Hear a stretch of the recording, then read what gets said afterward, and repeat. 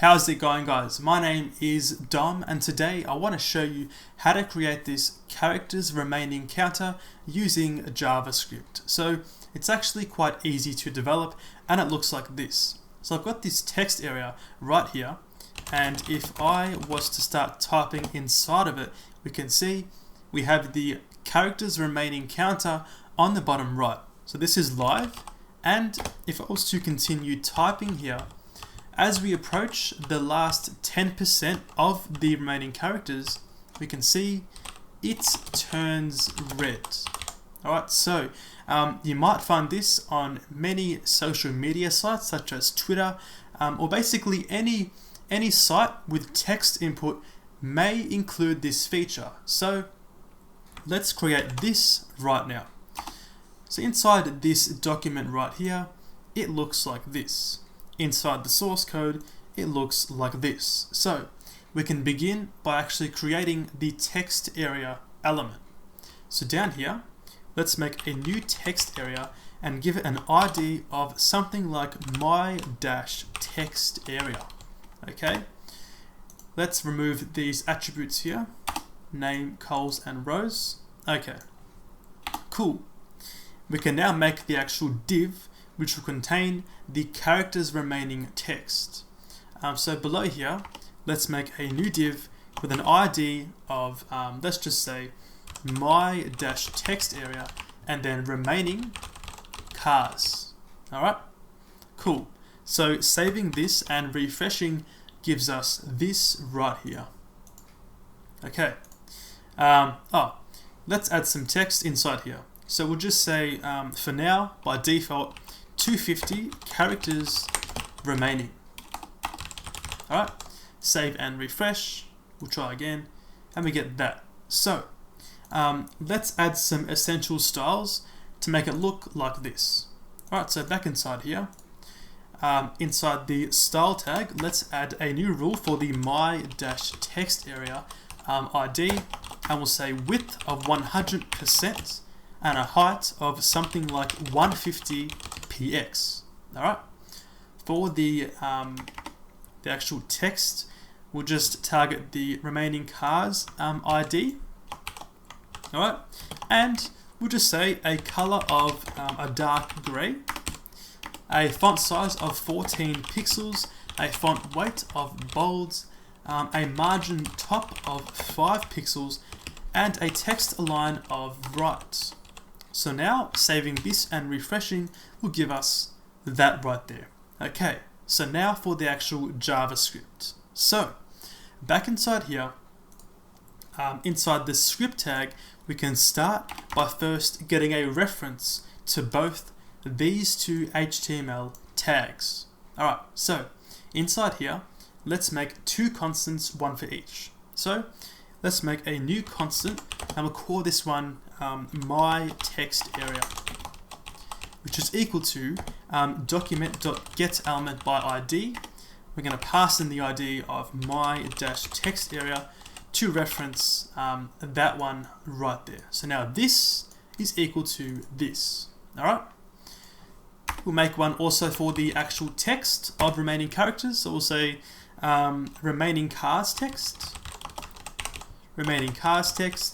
equal to, once again, getElement by ID, this time passing in the my-text area remaining cars ID. Alrighty, cool. So those are our two elements right there.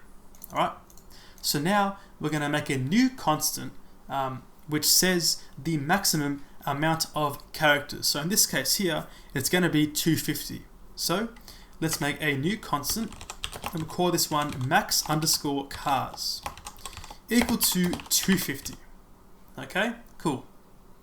So we're gonna add an event listener to the actual text area. So every time this gets input, so every single keystroke or even backspace, we're gonna run a function, and that function is gonna actually contain the logic for this feature. Okay, so we're going to make use of the inputs event. So back inside the JavaScript, let's add an event listener to the my-text area element. So down here, let's say my text area dot add event listener. We're going to add the input event to that. Okay.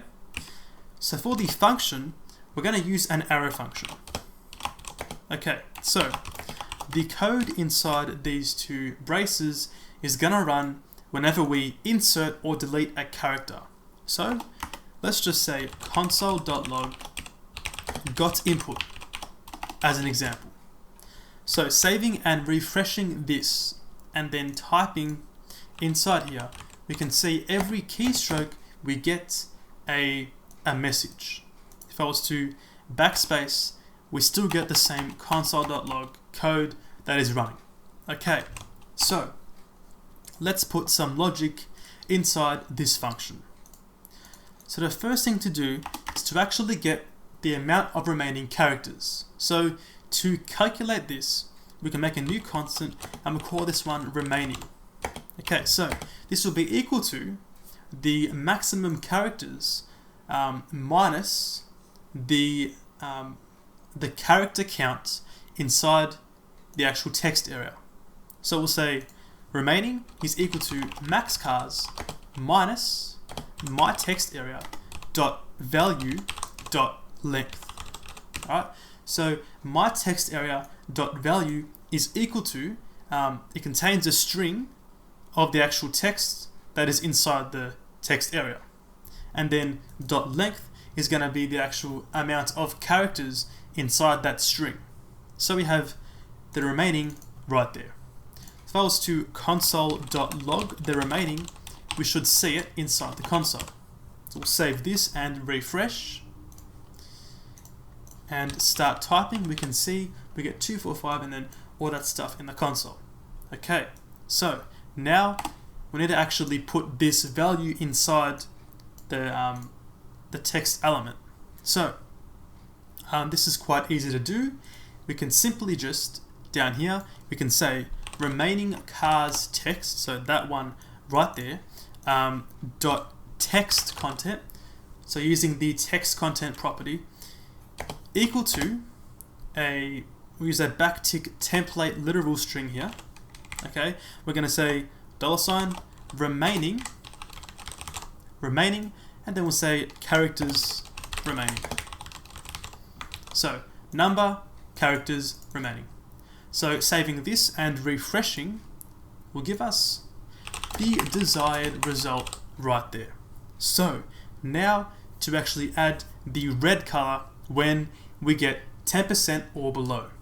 Alright, so back inside here, let's make a new constant below here which contains the text color to actually use. So we'll say const and then color is equal to a condition. So we're going to say if the remaining characters is less than max cars times 0.1, then, so this is saying if the remaining characters is less than 10% of the maximum characters, in this case 25, then question mark, so then red, otherwise null.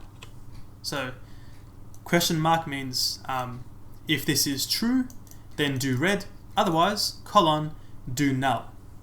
And null will mean it's going to default back to the actual CSS dark grey color.